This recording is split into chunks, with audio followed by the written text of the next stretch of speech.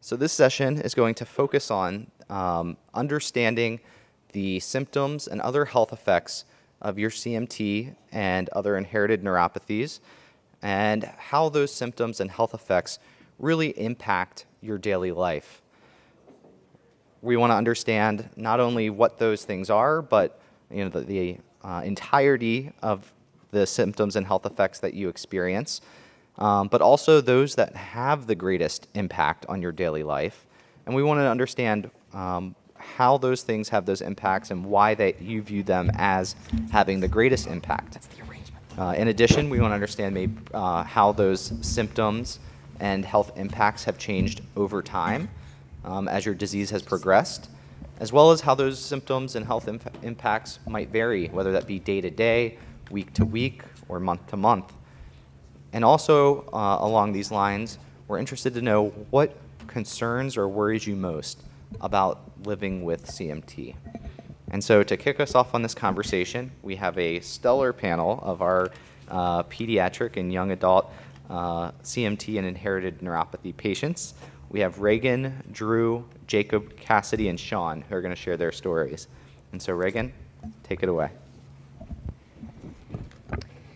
My name is Reagan Warren, and I am 9.5 years old, and I have Charcot-Marie-Tooth 1A. My father also has CMT 1A. He is severely affected and has a paralyzed diaphragm, meaning that CMT severely impacts his breathing. He was rushed to the hospital by ambulance for respiratory failure when I was only 8. He is my hero. At a very young age, I felt normal. In pre-K, my life changed. When I wrote, I would get tired easily. I couldn't run as fast. I also noticed that I tripped often and always got tagged on the playground. I couldn't get a good grip while climbing because my hands and legs were too weak and gave out. Suddenly, climbing was impossible. I thought that there was something wrong with me, and for the first time in my life, I felt weird and embarrassed. I thought I was a brave little girl.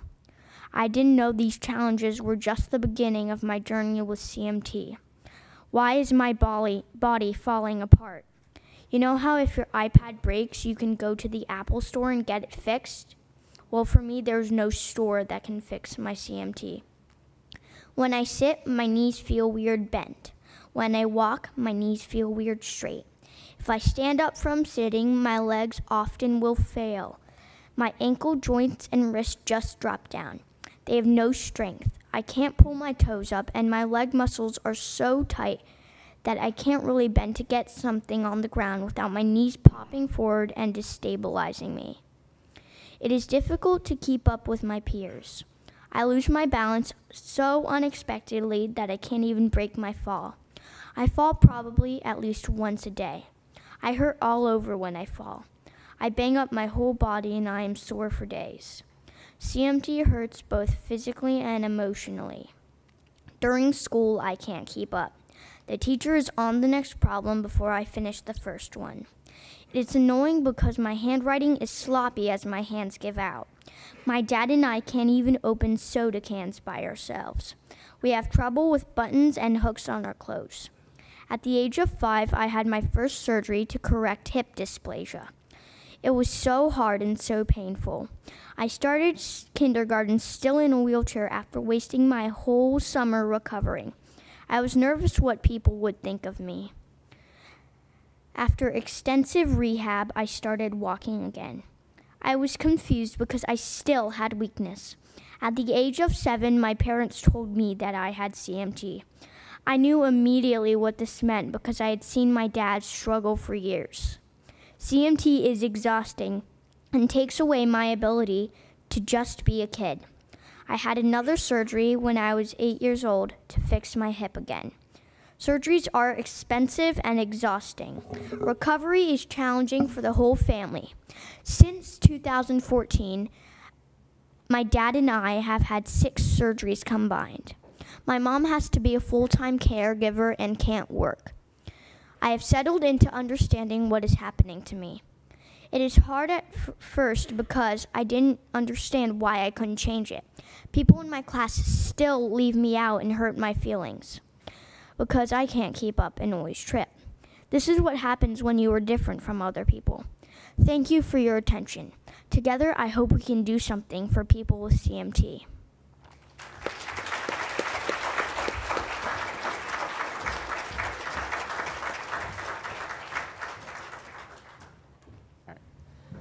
Hi, my name is Drew Downing. I'm 16 years old and I'm a junior in high school. I was diagnosed with CMT1A when I was 4 years old. My twin sister does not have CMT, but my dad, my little sister, and brother all do. Some relatives on my dad's side of the family also have CMT. When I was little, doctors recommended that I wear ankle-foot orthotics because I would get tired when walking and had trouble lifting my feet. I tried using AFOs, but they made it really hard to go up and down stairs, and I couldn't run in them. Keeping up with my friends was hard enough, but the AFOs made it impossible to participate in the sports and activities I wanted to try. Doctors told me the only real solution for me was to have surgery. So far, I've had 3 major surgeries that include lots of tendon transfers and bone reconstruction of both feet. After one of the operations, I suffered through 4 months of CRPS, or complex regional pain syndrome. My new foot felt like it was on fire for weeks following my surgery. Every touch or bump sent sharp pains up my leg, and physical therapy felt like torture. Most of my surgeries were during 7th and 8th grade. I missed a lot of school and had to be tutored at home for most of the year. All the pain and medication made it hard to concentrate, and it was really difficult to catch up once I got back to school. CMT is a lot to handle, especially when you're in middle school. Surgeries straightened my feet and toes, but I still have problems with my feet turning in and my ankles turning over. It's easy to turn my ankle or trip. Once, playing a tennis match at school, I fell and banged up my knee and elbow in front of a lot of people. Times like these are aggravating because it's so hard for me to do some things that are easy for other kids. CMT also caused me to develop scoliosis. For the past 4 years, I've had to wear a back brace 16 hours a day. The brace was uncomfortable and made it difficult to move around or sleep, but it looks like it helped, and I might be able to get by without having back surgery. My sister was not so lucky. She had to have spinal surgery and has metal rods in her back to keep her spine straight. It makes it hard for her to do regular things like get her shoes on or sit up for long periods of time. My little brother had his first foot surgery about a year ago, and my dad has had 6 surgeries to fix his feet and hip. Dealing with so many surgeries has been difficult for me and my family. My mom and dad have to take a lot of time off of work to help us. Dealing with the surgeries and recoveries is really stressful and exhausting for everyone. As difficult as it's been for me, I know it can get worse. I've seen how bad CMT can get as you get older. My grandfather lost use of his hands and feet because of CMT and was forced to use a wheelchair and needed full-time help. I hope drug trials for CMT are successful. It'd be great if there was something that could make me stronger or even just keep me from getting weaker. I'm tired of having to explain why I walk or run differently or why I had to have surgery. And I don't want to worry about how bad my CMT is going to get when I get older. Thank you for listening to how CMT has affected me and my family.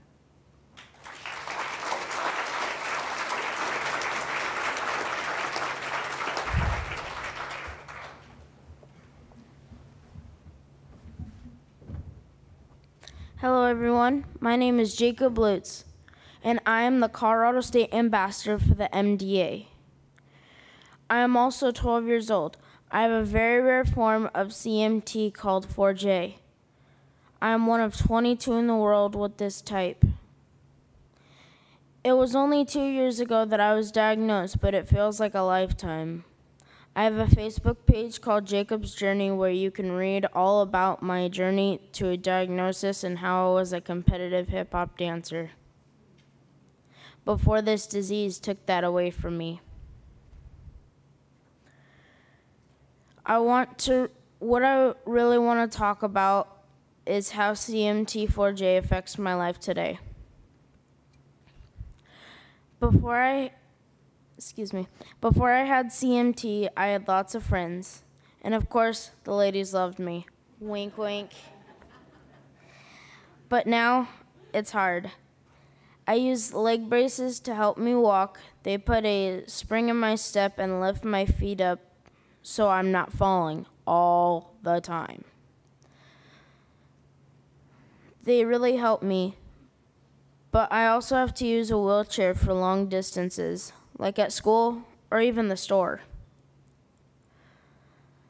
Kids see my leg braces and wheelchair instead of the person I am. They call me names like Ankle Breaker and Forrest Gump. I find that I have less and less friends as my disease progresses. I have all these emotions and I don't know how to deal with them. I am mad that I can't keep up with other kids, and I am sad that I'm getting weaker and weaker. In 2 years, my whole life has changed. I've had to change the way I do everything. I need a shower chair because I can't stand in the shower without falling. I can't wear shirts or pants with buttons because my hands are too weak to use the buttons. My mom helped me, by the way, with these clothes. I love drawing and being creative, but my hands cramp up after a while when holding the pen or pencil. My whole life has changed. I am 12 and a half years old, but I move like a senior citizen. I feel bad that my family has to watch me go through this pain and lose my abilities to do things I really like. What I need is a cure, and with my type of CMT, I'm racing against the clock. This disease is progressing faster and faster. I am scared of what my future will look like, or if I'll even have a future, if a cure is not found. I want to feel like a normal kid again, and with your help, be a part of history and beat this disease. Thank you for listening.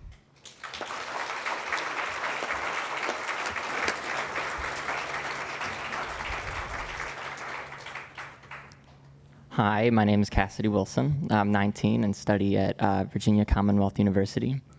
I was diagnosed with CMT type 2A in November of 2004. CMT has affected me profoundly throughout my life. I've had trouble ambulating since my diagnosis, so I wear bilateral AFOs.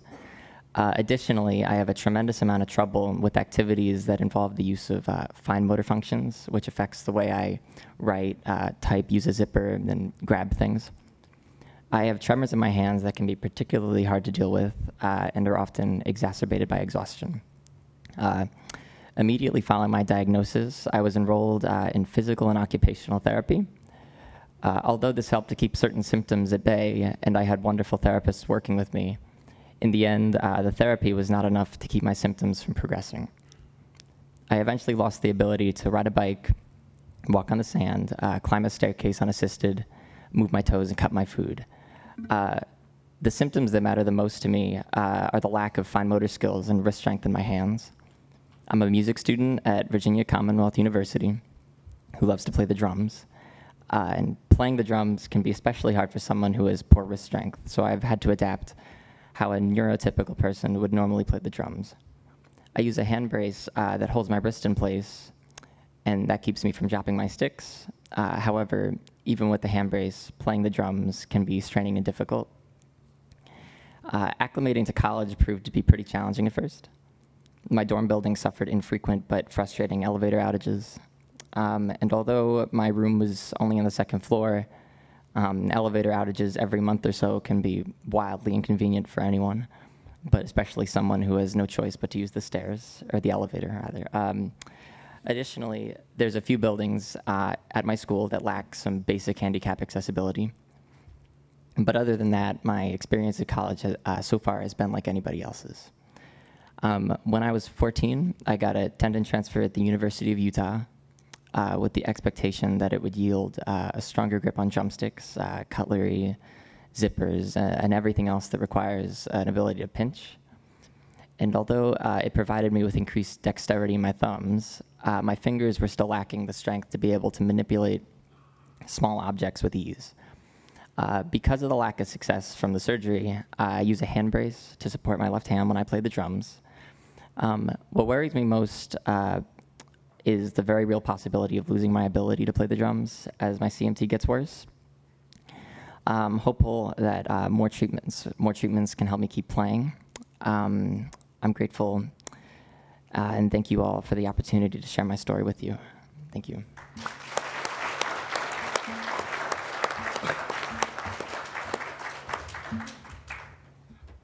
Hi, my name is Tyree. I'm 16 years old and have CMT1A just like my dad. We are the first generations to be diagnosed in our family. My dad could not be here today as he is still recovering from a below-the-knee amputation he had on his right leg last November because of CMT. My dad was diagnosed at age 42 and I was officially diagnosed at age 7. When I was asked to provide testimony today, I was happy and scared. Scared that I would become emotional, but happy that people are hearing those of us affected by CMT and are working towards a cure to stop the progression of this disease. I can't even begin to relate the impact this disease has had on my life. This disease has disrupted my life, my family, ever since I was 2 years old. My family has not been on a family vacation in over 10 years because, excuse me, because my dad has not been well enough to travel because of ongoing wound treatments, chronic pain, muscle weakness, constant surgeries, and fatigue. Plus, this disease absorbs all of our one household income on things like medications, therapies, and doctor visit copays, home modifications, accessible vehicles, etc. I've gone to so many places as a youth disability advocate and met so many people, all without my dad by my side because of this disease. At one time I could play sports. I wanted to play basketball so badly. I love basketball. Even when I could play sports, my dad couldn't practice with me that much as he was dealing with unhealing wounds in his foot and legs due to this disease. In elementary school, when I functioned normally, I had a ton of friends. As soon as middle school came around, I had reconstructive foot surgeries for my high arches and toe fusions because of my hammer toes. I lost most of my friends. I was called scooter boy or concentration camp boy because I was so skinny. Because people don't understand why I'm so skinny, why I walk differently, and why I can't play sports no matter how many times I tell them. My daily pain consists of shooting, stabbing, numbing pains in my feet, toes, back, neck, and hands. This pain is all because of CMT causing my muscles to deteriorate my legs, hands, and forearms and creating hand contractures. The pain is becoming so bad that I had to stop physically going to high school last year because I could no longer walk the halls and navigate the stairs. Sure, there's an elevator, but what good does it do when you have to walk across a whole entire antique building that spans a city block to get into it? I refuse to use a scooter or a power wheelchair until I just can't walk anymore. I do this so I can retain as much muscle as possible as long as I possibly can. Being home with my dad for all these 8 months while we're both in pain, recovering and being isolated from the outside world, on some days made us the best of friends, on other days made us the worst of enemies. It's hard to look at my dad with all his loss and pain, wondering if that's going to be me someday. But my someday will be here sooner rather than later, as the age of onset and severity of this disease is so highly variable from one family member to the next, and I have CMT worse than my dad. My dad feels guilty he gave me this disease, and although I know he didn't know, and it's not his fault, I do blame him sometimes. My mom is constantly telling me to do well in school so I go to college and live a good life. In my mind, I yell back, what does it matter? Why should I waste my time doing well in school when I could be having the little fun I can get? In the end, I feel like I'm going to end up in a wheelchair in government housing, living off Social Security checks anyways. Who's going to want to marry me? I'll never have children to pass this disease on to anyone. Many adults I know with this disease, marriages end up in divorce. My parents fight so much sometimes I wish they would get a divorce. I see my mom being a caregiver and how it's killing her, and I see how my dad's fighting for my life. I can't choose a side, and we're tired all the time.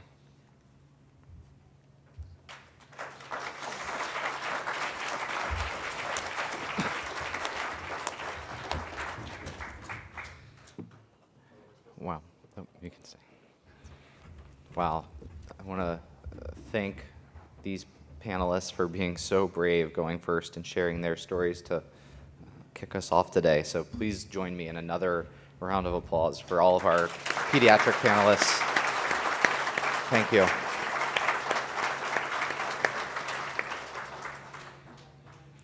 So now we're going to build on that and get the broader input from those of you that are here today on the symptoms and daily challenges that matter most to pediatrics or kids and young adults with CMT. We know that there are many of you that are adults here in the room with CMT, and we want you to participate in this conversation as well. But please think back to when you were a child or a young adult with CMT to help determine your answers. So we're going to go first to our polling questions for our first session. Okay. All right. And do you guys all have your phones and tablets for our panelist guys? If not, we can run up a phone if you need them. Okay, so our first question, again, this is for all of our individuals affected with CMT and inherited neuropathies, as well as their caregivers, answering for either the pediatric or young adult patient, or thinking back to when you were, a kid living with CMT or an inherited neuropathy. So the question is, what symptoms of your CMT or inherited neuropathy most impact your daily life? And so we want you to pick the top 3 things that have the most impact. The options are A, balance or ability to stand, B, mobility issues, C, coordination with hands and arms, D, fatigue,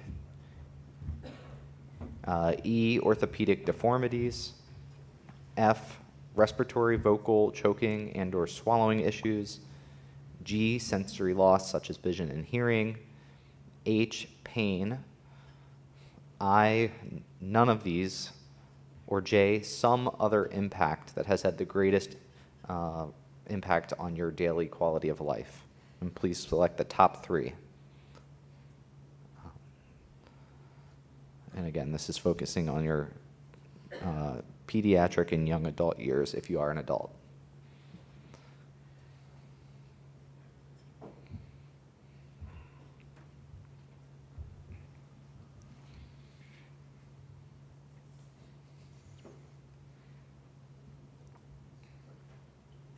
All right, we'll give you a few more moments to get this in. I know there's a lot of things to consider here. We're asking you to choose the top 3 that have the most impact.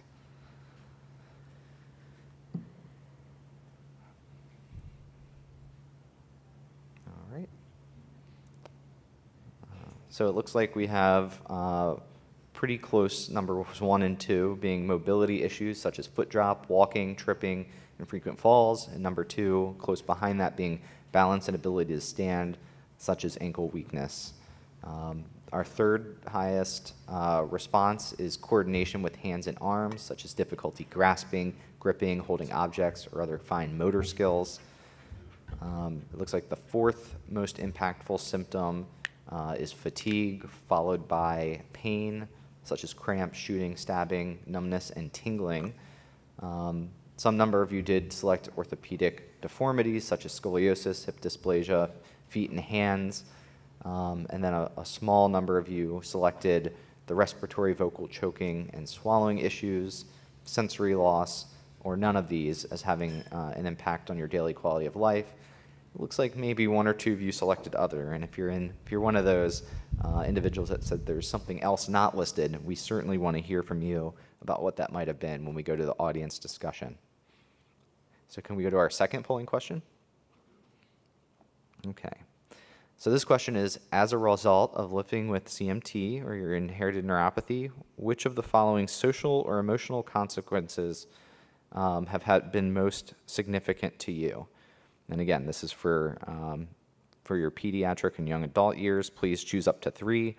The options are A, the ability to participate in or perform daily activities such as work, school, sports, etc.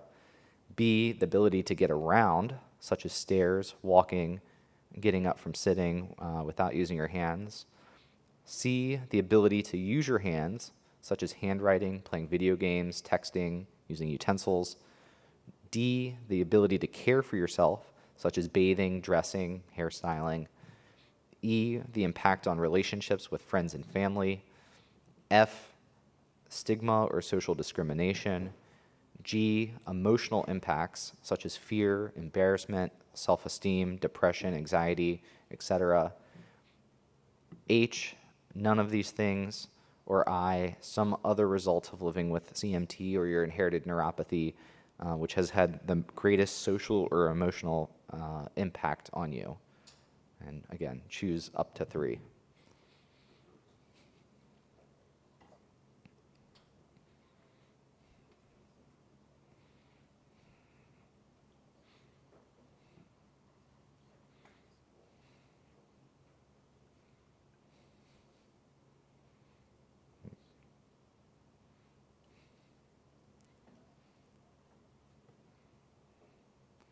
All right, well, the final results are trickling in. Again, it looks like we have a very close number 1 and 2. The top one, well, actually right now they're tied as the final adjustments are happening, but it looks like they're the emotional impacts, followed by the ability to participate and perform daily activities. Not too far behind them as the number 3 social or emotional impact is the ability to get around.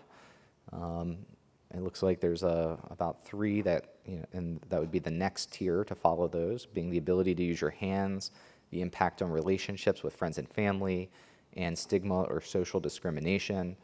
And then it looks like a small number of you selected the ability to care for yourself, none of these, or some other thing that was not listed. And can we go to our third and final polling question for this topic? So this question is, as the disease progresses, development or progression of which of the following symptoms of CMT or your inherited neuropathy worries you the most? And again, select up to 3. And so for those that are adults, this would be the things that worried you the most during your pediatric and young adult years.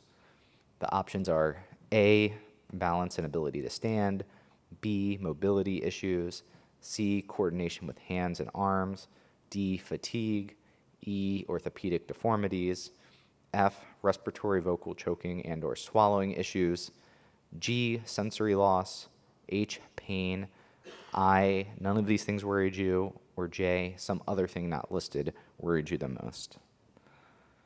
And please select up to 3.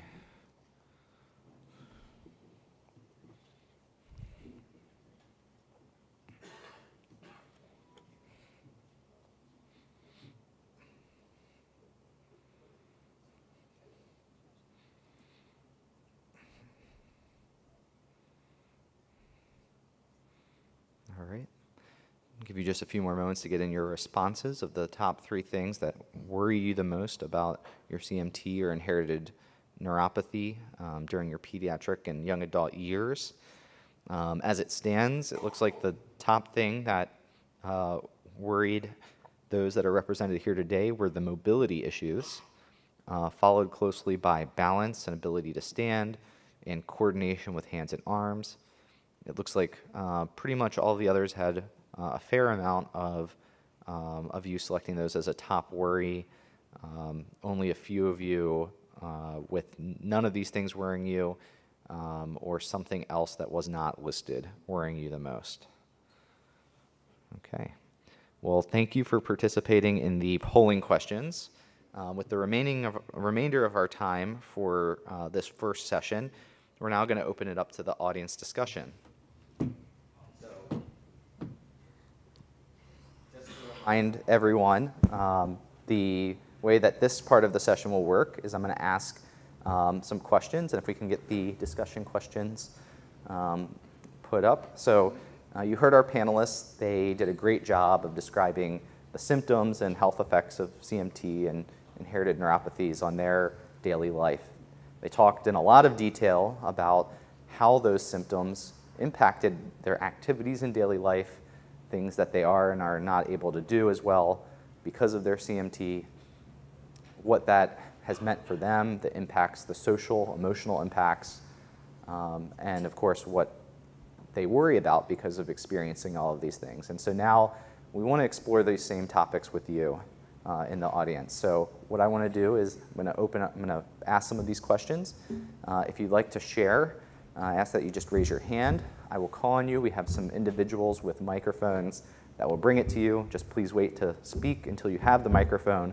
We want to make sure everyone in the room, as well as everyone following along on the web, can hear you loud and clear. Just state your name, and if you're comfortable, your CMT or inherited neuropathy type before giving your response.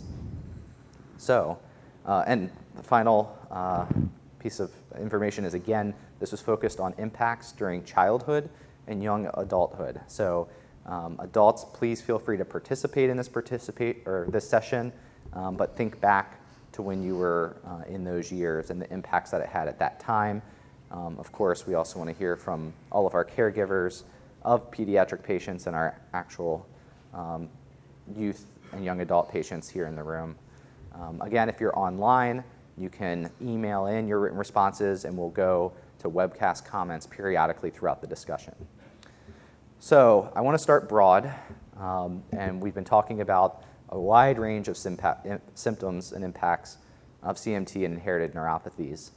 But before I start asking any specific questions, I want to know, of all of those, which has had the greatest impact on your daily life? And not only do I want to know what that is, but why that is. So is a particular symptom having the greatest impact because it has some impact on an activity that you can do? Does it have some impact on you socially, emotionally, some other aspect of your quality of life? I want you to share an example or a story that helps me understand why that thing, that symptom, is most burdensome. And this was for during your childhood or young adult years. So who would like to share first? Break the ice. Right here, we have a hand.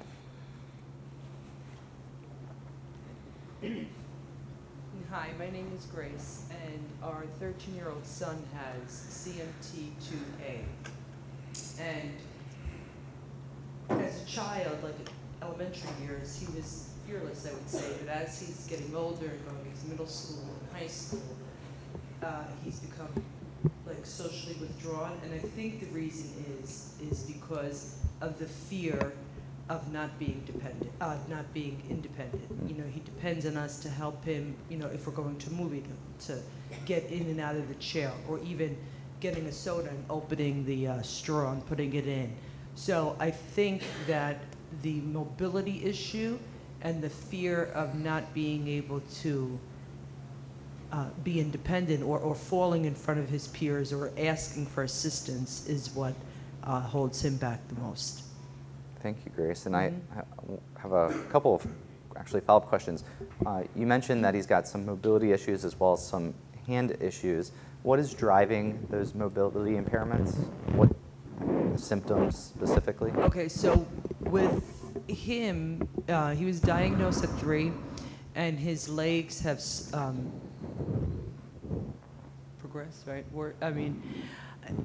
You know, in hindsight, looking back, the balance and the mobility, or the, like Reagan was saying, where you just fall all of a sudden and there's no way to see it coming, that's always been, and I think he's learned how to deal with that.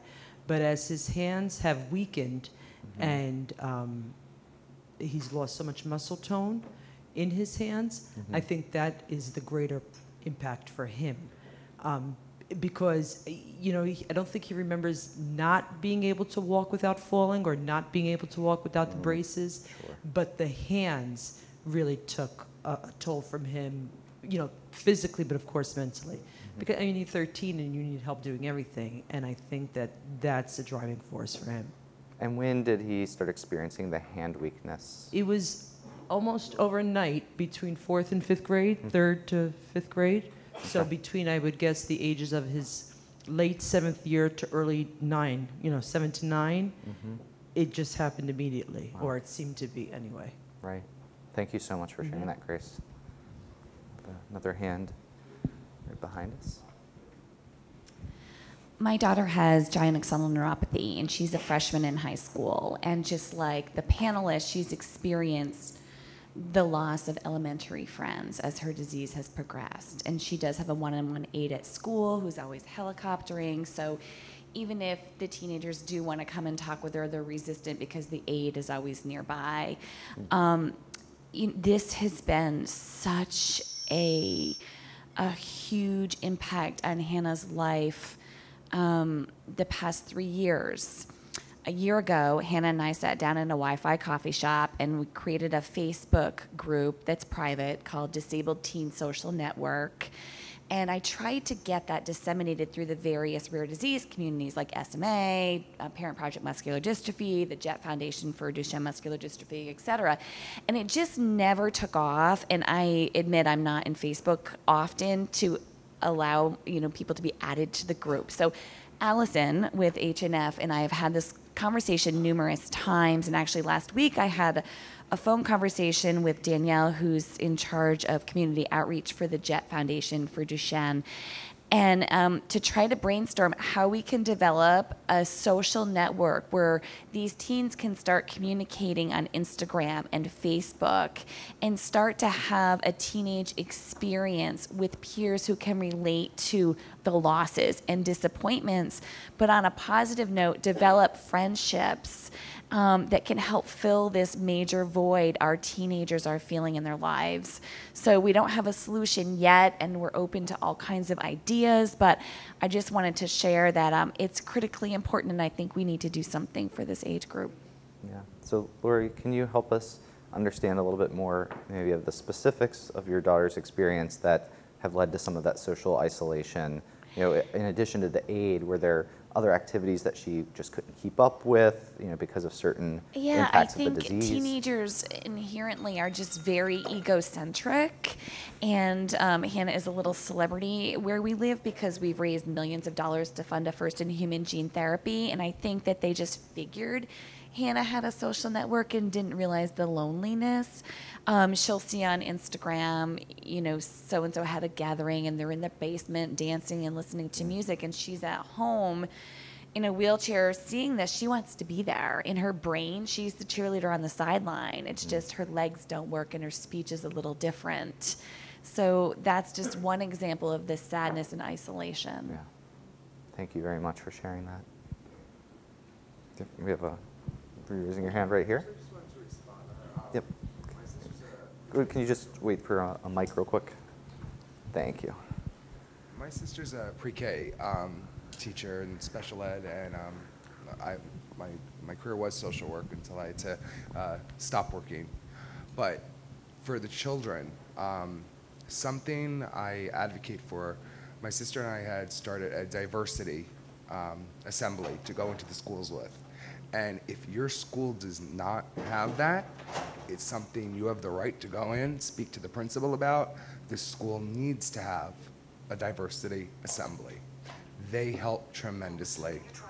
It gives the children the ability to ask all the questions that they're so afraid of. That's why they don't want to be friends, you know, with someone maybe with a disability or who's different, you know, and I think it's a very important thing that needs to be incorporated into schools. Some schools have them, some don't. But I think there's nothing wrong with a parent. If you have the only disabled child in the school, there's nothing wrong with that, because diversity covers many things, many, many things. So I really highly suggest it's something you get back home, because no child should have to be, you know, separated like that.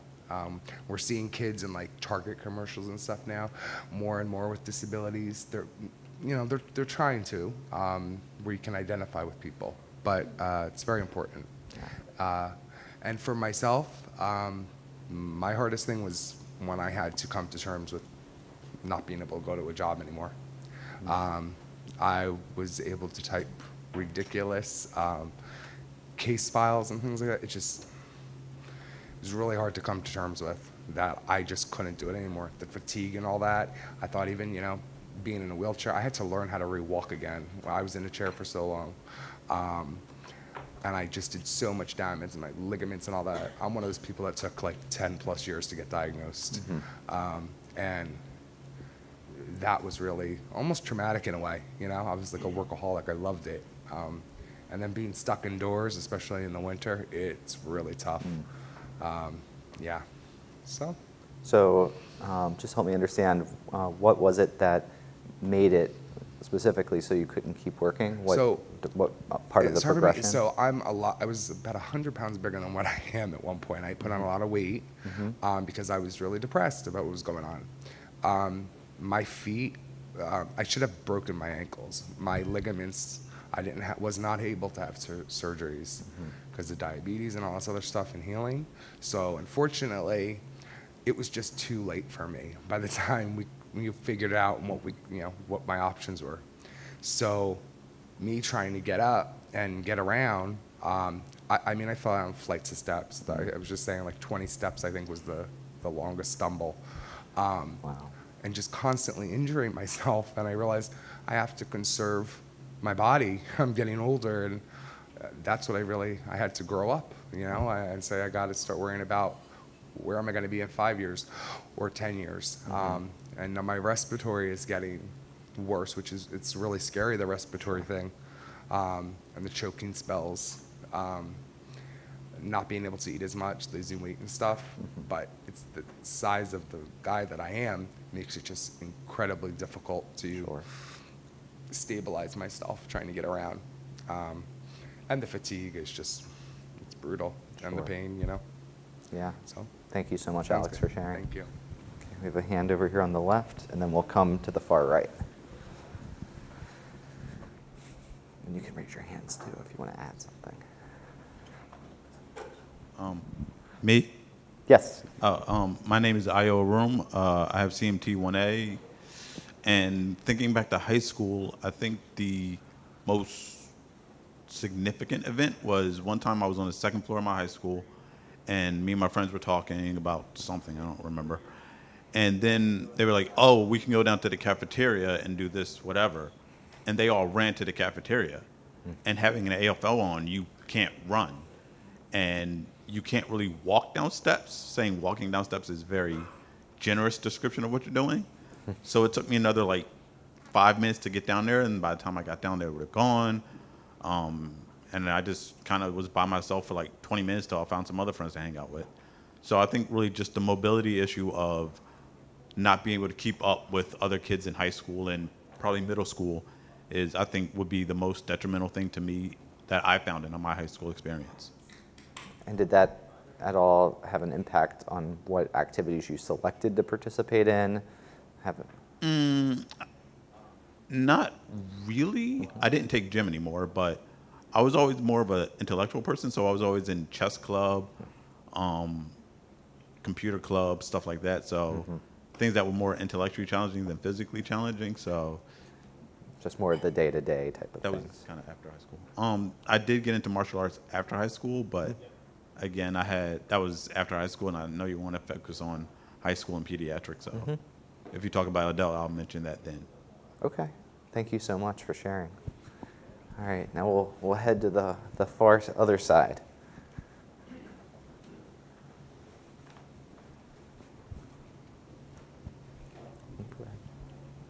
Hi, my name is Debbie Julieres. My son Zachary is 20 years old, and he has Charcot-Marie-Tooth type 6. It took us 14 years to get diagnosed, and it has been quite a journey. We actually moved our family from South Florida to upstate New York to help Zach with getting the services that he needed through his school district. So Zachary is legally blind with a vision of 2400 and suffers from optic atrophy, as well as the hand weakness, the hand tremors. He's had bilateral foot surgery, walks with leg braces, suffers from balance, and you know, I can see more anxiety now starting to creep in. I am very fortunate. First of all, I'd never heard of Charcot-Marie-Tooth, and as a really proactive mom, I couldn't believe that the disease had been around for 100 years, which is mind-blowing to me. I'm the woman that runs to the fire, not away from it. So I'm very fortunate that the town that we moved into outside of Rochester and the community and the school embraced my son. When I see these kids up here in this panel sharing their stories, it tremendously breaks my heart. Zachary is now a sophomore in college in a special life skills program at Nazareth College. And he is very involved in his community. He serves as the team manager for the football team in high school and actually leaves college at the end of the day to continue with that. So he is living his dream. Although he's never played the game on the field, he is an ambassador like these fine young kids up here, young adults. So never give up and don't think that you can't do something, because you really can. You're valued. You're great advocates for this disease. And just because you can't play the sport doesn't mean that you can't be a part of that sport. And just to share on what Zach's going through, he's been trained to use a stick for getting around, especially areas that he's not familiar with. But I think one of his difficulties is when the team comes together and has dinners and what have you, is like he can't pick up spaghetti with a fork, and he can't cut food, and so therefore, you know, that's, I think, some things that are embarrassed, because every time I'll pick him up, and he can't drive, and he's a real car guy, so that's something that really bothers him, that he'll never be able to drive. But it's funny, I'll pick him up from certain events that, you know, he should have eaten dinner, because he eats all the time, but he'll be like, I'm starving. I'm like, how could you be starving? They fed you. And he's like, well, because, you know, it's hard for him to pick up the dish, to pick up the food, and so on and so forth. So although he's leaving his adolescent and young teenage age and now becoming a young adult in his 20s, you can definitely see how this disease is trying to get him. Yeah, and so you mentioned that Zachary, maybe now it's the hand involvement that's making it more difficult for eating. It's definitely an issue. And, you know, Zach wears orthotics and leg braces that have been able to keep him moving. He works out a couple times a week, and so we're very proactive in keeping his health and keeping that muscle that he has. But the hands are definitely coupled with the visual impairments. Yeah. You know, the zipper, it's one thing to pull the zipper, but not even be able to see and feel where the zipper starts. So it's been quite a challenge for him. Thank you, Debbie. So we have some comments coming in online. Let's take those, and then we'll come right over here and start working our way back across.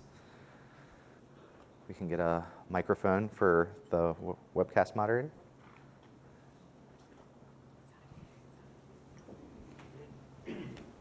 My name's Matt Downing. I have CMT 1A, and I'm helping moderate the group online, and also have some of my own feedback. Interestingly, you know, talk about onset, we did just have somebody chime in indicating that they didn't discover CMT until age 80, so it really does run the gamut. But for this panel and what they're impacted by, we have one online user commenting, looking back, feeling weak, not good at physical things, not knowing what was wrong, and feeling different. And it echoes a lot of the social issues you talked about earlier, and I'll chime in with some of my own experience.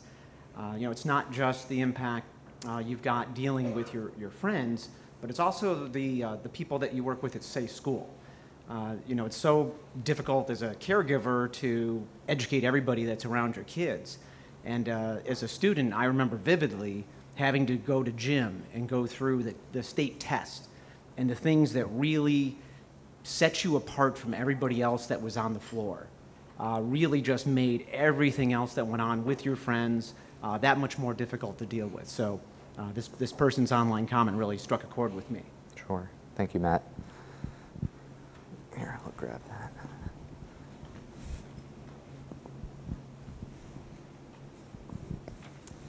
Hi, my name is Susan Rudiger, and I have type 1A. And I found out I had CMT when I was 17. My parents knew when I was 18 months old, but they didn't tell me. And I grew up with very mild symptoms, but I knew that I had something wrong with me. And I think the hardest part about being a kid, not really knowing what's going on, was that public humiliation. There was so much humiliation, whether it was the falling, or the kids running after you, making fun of the way that you run, or not being able to keep up with your friends, or that darn presidential physical fitness test that we had to take. I don't know, do you guys still have to take that? It's brutal. It's brutal.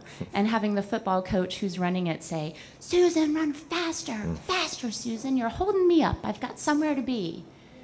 I mean, it was that kind of humiliation that was always with you. So you didn't necessarily see what was going on with me, but you saw that something was going on.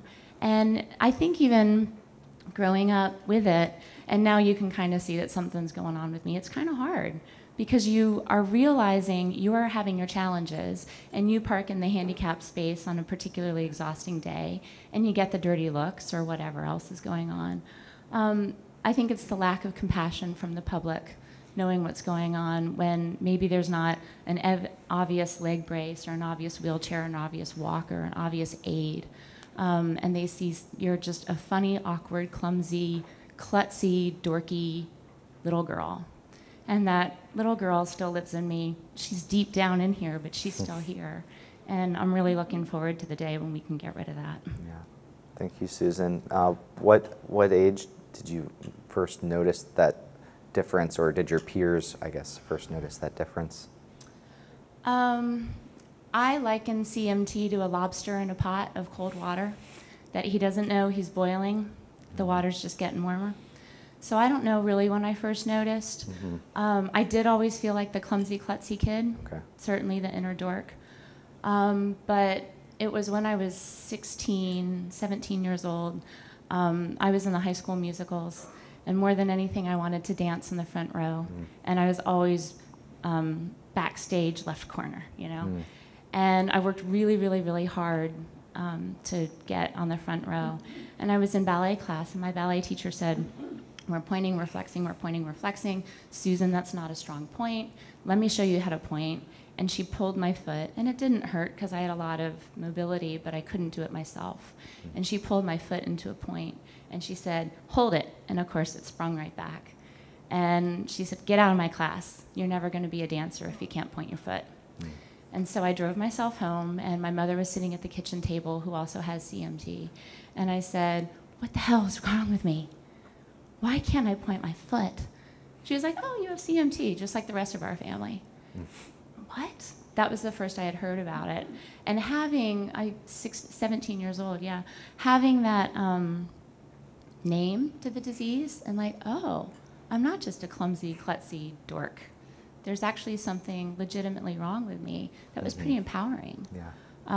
I sort of felt like I had a cool story to tell now. Sure. Thank you so much, Susan. So I know we had there's a hand somewhere in this range. Yes. Hi. My name is Brooke Warren. I'm a caregiver for Reagan, who you heard earlier today.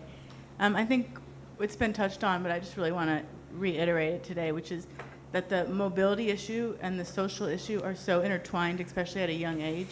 Whether you're in a playground or trying to play a sport, you're not part of any team.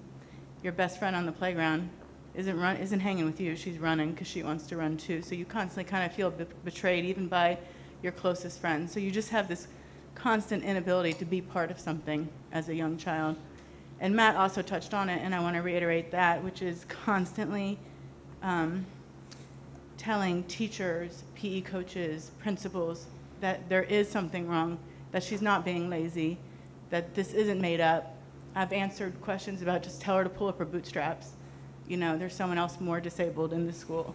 So just constantly trying to stand up for her in front of people who don't necessarily see, depending on where you are in your CMT journey, if it's more invisible or less invisible. It doesn't necessarily make it, more easy or less easy. Everyone has their own journey. And just trying to really educate people and re-educate people and things are constantly happening in the classroom that it's like, how could you forget that? Like, how could you make her go up the stairs with the entire class and have the door slammed in her face because she's still halfway down the stairs? It's every day, socially and mobility are in, as a child, maybe as an adult too, but they're not separate. They're not separable. Sure. Thank you, Brooke. I know we had a couple hands. We'll come right here. And then, oh, Reagan. Let's go to Reagan real quick. You can go ahead, Reagan. And then I just want to add on to my mom. What's still really challenging is that I'm at an early age of having CMT, and so not a lot of the symptoms are showing, and I don't really look like something's wrong with me except for the way I walk. I kind of have a little limp. And the toughest part about that is that with a lot of conditions like diabetes or I don't know, any one really, is that they're more obvious than CMT is. And so the fact is that people don't really realize you have CMT, and they do stuff that makes you feel really bad, and you have to explain to them constantly, I have this, I have that, I can't do this, I can't do that. And the toughest part about that is they forget. The only reason they forget, though, is because you don't look like it. It just looks like you're making up an excuse. And so half the time they will forget that you need assistance or you can't go up the stairs because you don't look like you need help. You don't look like you can't walk up the stairs, or you don't look like you can't grasp heavy objects. And so it's just a constant reminder, but since you don't really look like it, the teachers don't pay attention as much, and it's very socially hard as well, because what they don't realize is that since you can't really do certain things like walk up the stairs, I'm using that reference a lot, but they won't pay attention to you, and they won't see that other kids are bullying you just because they don't think that you'd be the right type to be bullied, because they don't see it.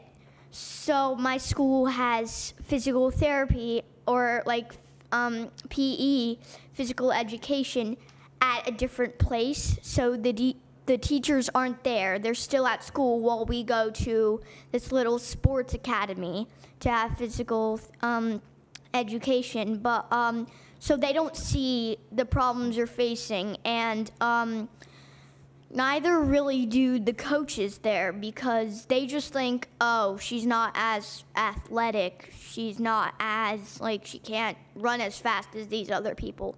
What they don't realize is you can't actually do it because you have something that prevents you from doing it, but what they think is that you're just a slow runner.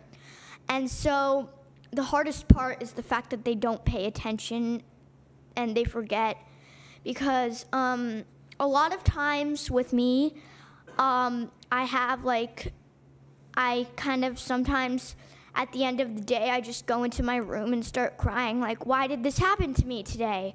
And the next day I get really nervous, will it happen again?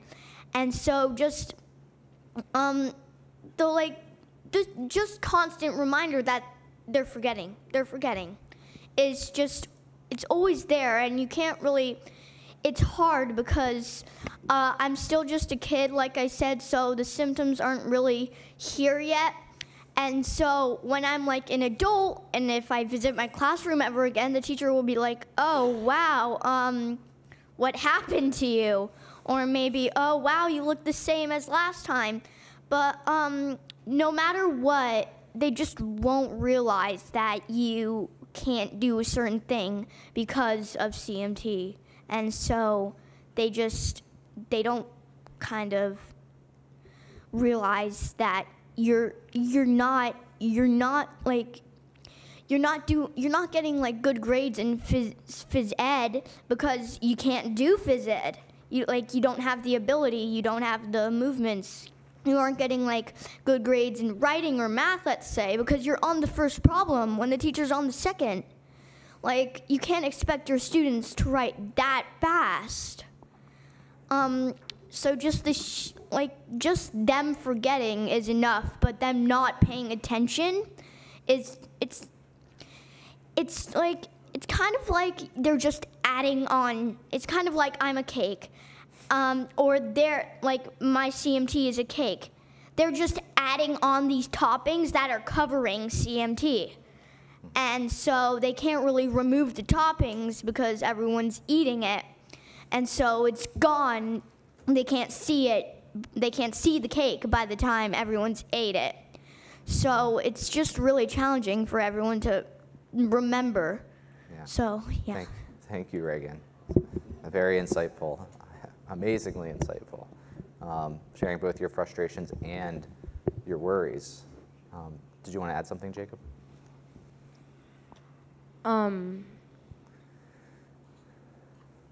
Names and bullying, it's just, to me, it feels like a struggle that the person has that is bullying the people that have struggles. People use names at my school that I just think are totally not acceptable, but there's nothing that you can really do except for like tell the teacher or the principal. And if they don't talk to them, then you're stuck in this giant gap.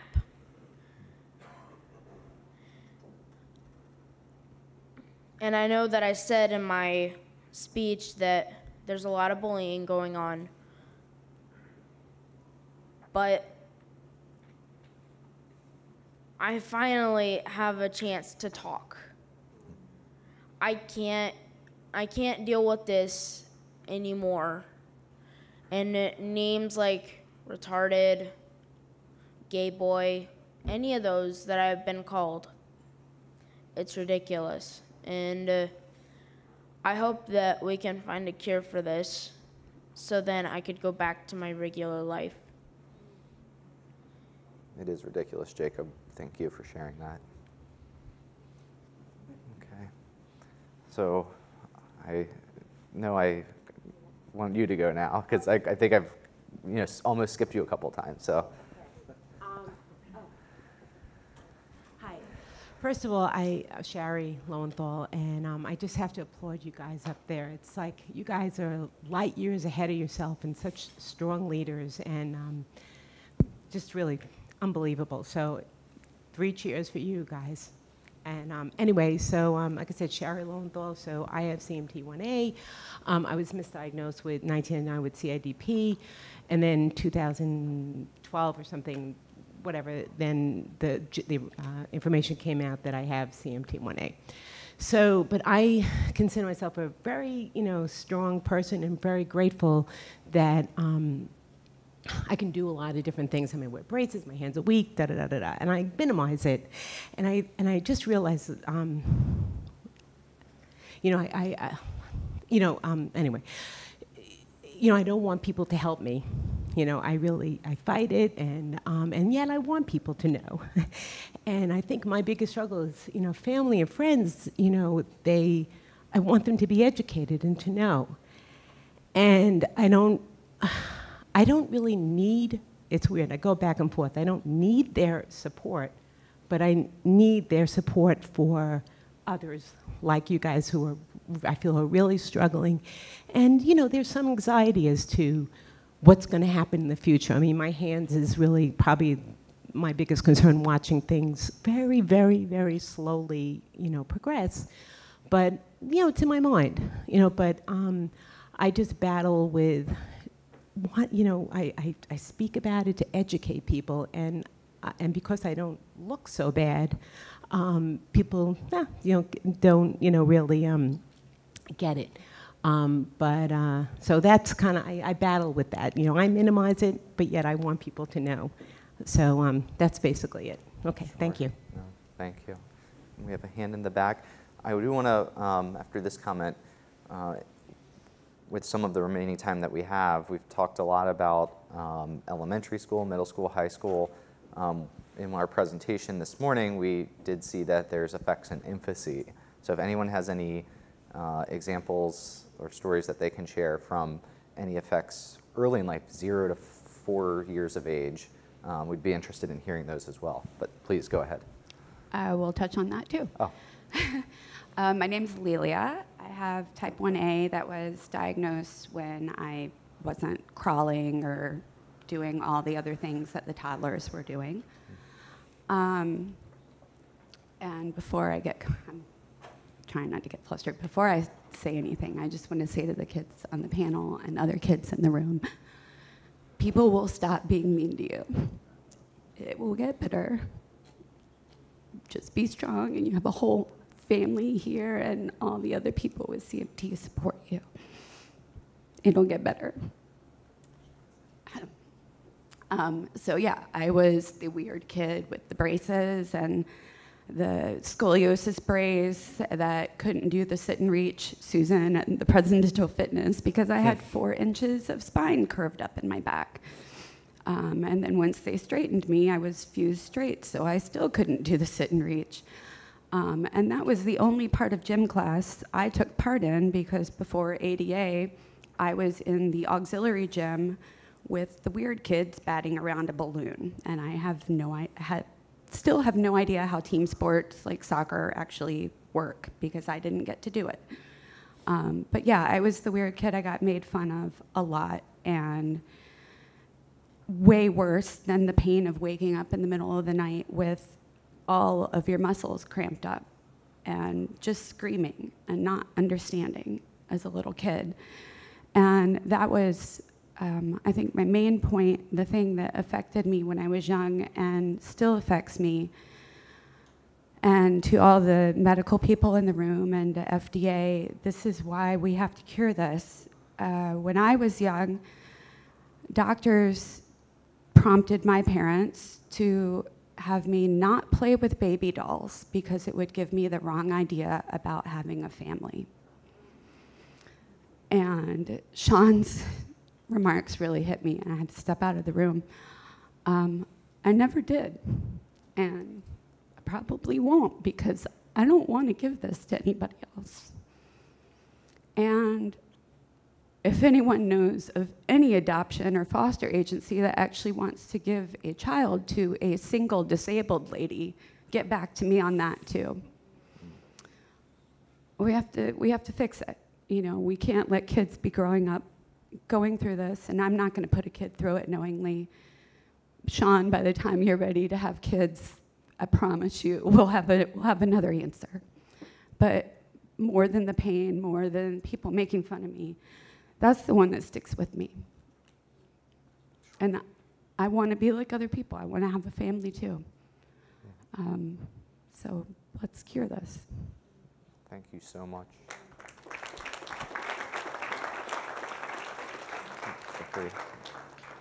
So we've got time for a couple more comments here. We'll go to Jeffrey, and then we'll end with the web. I promise we're going to have more time to cover these issues. We have 2 more audience discussions today. Yes? I'm Cassidy's dad, and we had a lot of trouble finding out why Cassidy was having trouble walking during that time period that you had mentioned, 0 to 4 years. Mm-hmm. Around the time he was 2 or 3, his mom was like, I think he's walking a little bit strangely. And I was like, oh, I think it'll be fine. And then we started to really wonder about it. He started to fall a lot. He jumped off the couch at one point and he broke his leg. And we thought that was really strange. And he broke his foot. And the doctor said, well, no, that can happen. And we're like, but he just jumped off the couch. It's not like our other child. And we started taking him to doctors. We took him to an orthopedic surgeon at Columbia, and they said, no, he's fine. He'll grow out of it. They took some x-rays. We took him to his pediatrician, who's a very renowned physician in our area, and he was like, no, he'll grow out of it. And we just got more and more concerned, and finally we took him to a podiatrist in Hackensack, New Jersey. And he was like, oh, that looks like Charcot-Marie-Tooth disease, and he kind of knew it right away. And we saw a neurologist at Columbia, and so it's even with really good physicians, sometimes it's hard to diagnose this problem. Sure. Great, thank you for sharing that, Jeffrey. And then we'll have Mark go. And once Mark's go, then you guys can go. We have to go to the next panel. There'll be another chance. A little more feedback from the folks online. It's more input than I can get into in any detail, so I'm going to summarize some of the points that I picked up. One user writes, when my parents went to Israel, the note I had them put in the Wailing Wall read, I want to run as fast as Maria. She was just in first grade at the time. Another talks about a lot of the same challenges as an adolescent that we've heard in the room, but was very fortunate to have found a youth group, which echoes a lot of what was said earlier about making those contacts with groups that can help and reaching out to peers that are going through similar things. But as Cassidy's father just said, she goes on to say, my mother tried to get help. However, medical professionals said that there was nothing wrong and to stop looking otherwise. So there's still a lot of confusion out there and frustration finding the right care. A user from Norway comes in, again, at a lot of the same issues, but really developed into something else.